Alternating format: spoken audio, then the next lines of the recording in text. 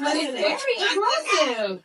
It's very disrespectful to call somebody aggressive, especially with all Black women have to go through. So we all watch these shows and know how triggering it can be for a Black woman to be labeled as aggressive. However, does it hit different when it's another Black woman doing the name calling? By the way, my name is Zona Zoe, and this is my Bravo Breakdown. And this video is all about Pinky Cole. Cynthia pulled Pinky to the side and told her that her tone was aggressive.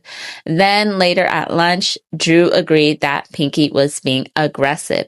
Then Pinky goes on to talk about her feelings about that.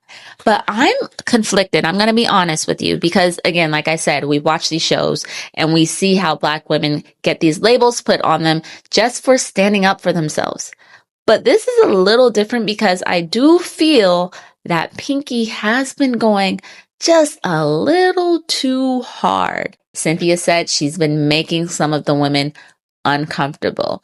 But again, I want to bring this to you guys. Do you feel like calling her aggressive is the wrong terminology? Or do we only call it out when it's a non-Black person calling a Black woman aggressive? Like, how does this work? Because what I feel might actually start to happen is people are going to say that the ladies are being colorist towards Pinky because she's dark-skinned. And I feel like this will probably come up again during the reunion. Again, let me know your thoughts about it because like I said, I am conflicted. But aside from that, the other thing I want to talk about with Pinky is, I talked about in my last post how I thought it was kind of strange that for Pinky and K. Michelle, that this was their first ever girls trip because what? And Pinky herself has said multiple times, even on this past episode, that she doesn't really hang around women like that. Only saying that because she's not really coming across as a girl's girl, at least up to where we are in the show right now. Because in a conversation that Pinky had with Kelly, they were basically saying that it's hard for them to relate to the other women because they have a lot going on.